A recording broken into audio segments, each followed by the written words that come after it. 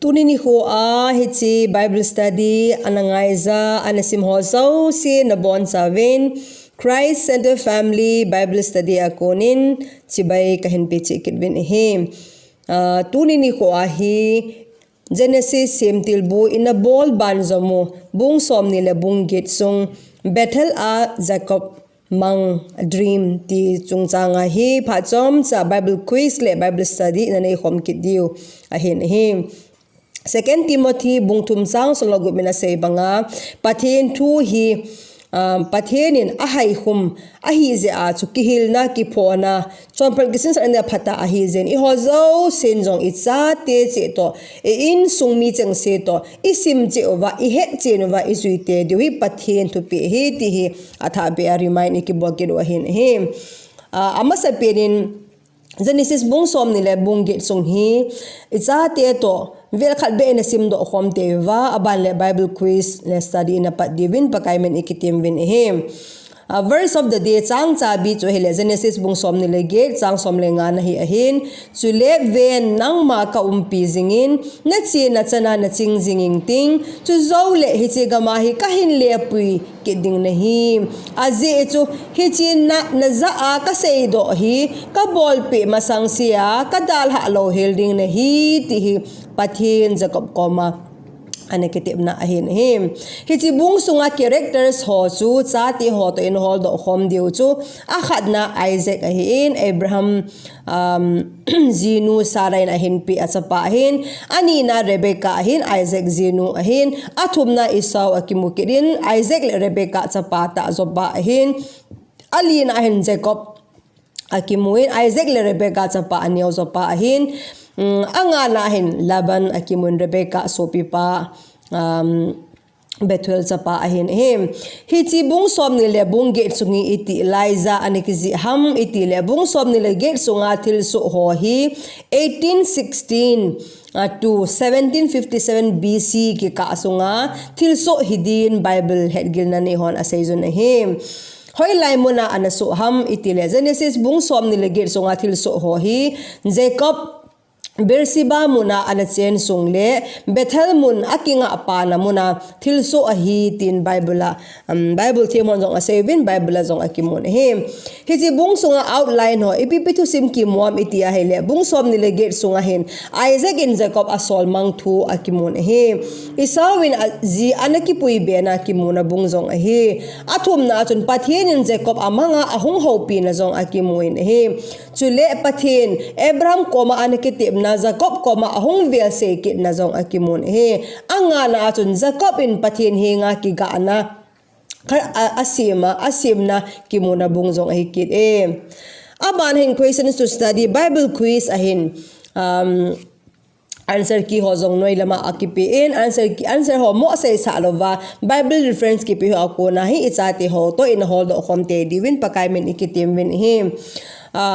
question number 1 na hin Isaac in Jacob koma chu question ute ho zia nakipui thelo helding a hi anati etile hichi hi verse 1 lama chang khat lama akimu in kanan chanute ho a hi ve question number 2 na hin Isaac in Jacob chu koi koma chi dia anasol mangham itile hichi hi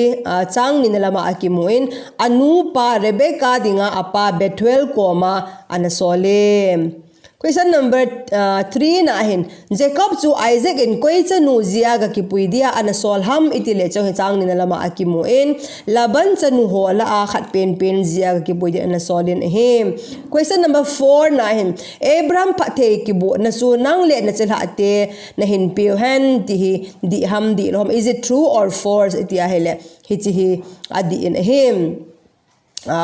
question number 5 na chun Isaac in Jacob chu hoi langama anasol mangham itile changa na lama akimuin padan aram langa anasol mange question number 6 na chun Rebecca pa Bethel chu koi mi ham itile changa na lang ma akimu kirin aremia mi ahi akitin he Bethel kitipa chu question number 7 na ahin Esau in ipizia kanan minu mezi akipui bekit ham atile ipizia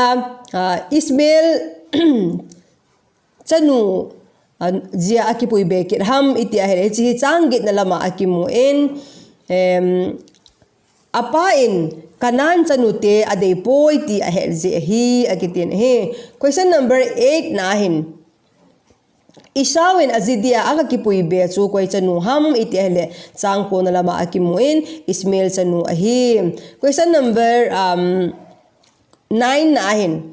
Ismail chanu isawin azidia akakipui be nu chu amin ipiham itile changko na lang mama akimu kirin mahalat akitin ahim. Question number 10 nahin Jacob chun hoilai mun dala hoilai anazot em iti ahele chang sob na lama akimu in bersiba mun anadala in haran gam anazonin he. Question number 11 nahin Jacob in song ho khat chu alan lokobin anain hi ti hi di ham di lo ham true ham false ham chi chang som le chang khat na lama akimuin adi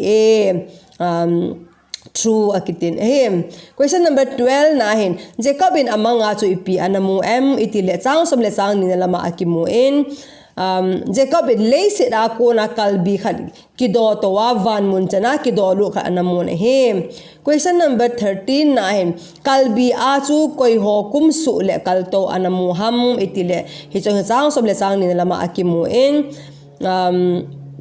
pathin van tilte kumsule kalto anamun ahim. Question number 14 nahin kalbi chung vu ma chu koi to agamu em itile chang som le chang thum lama akimuin pakai to amun ahi pakai atove akitin ahim. Question number 15 nahin pakai chun Jacob ko ma ipi anase pm itile hichi chang som le thuma pa som le segi hi kan la khom hung kila khom hitain phathei pathinin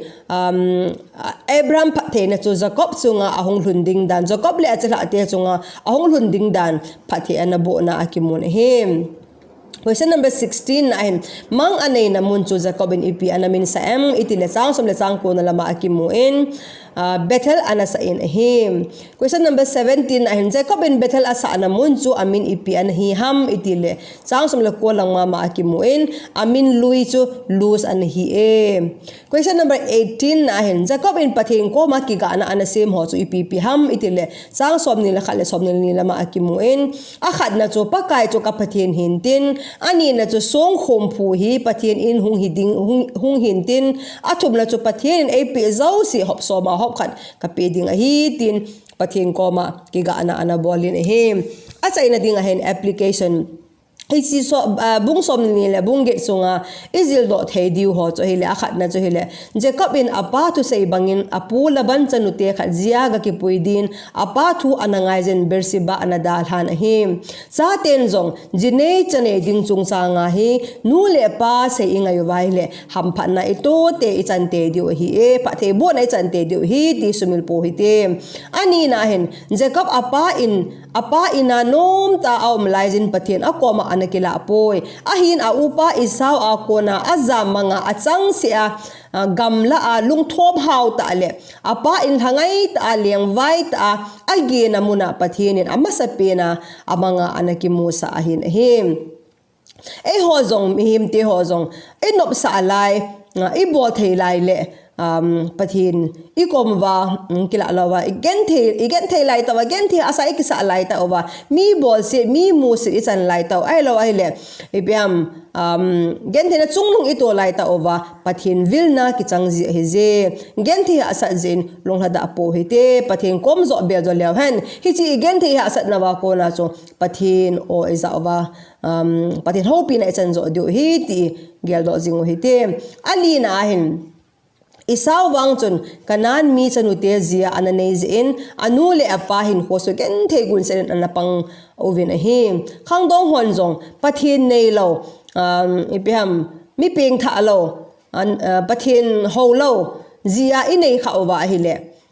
iti zong le ei male in sunga dia gen the na satta lung the hi ti gel do jingin ching the zo hite tuni ni kho pathinin hichi quiz le Bible study anangai hozo si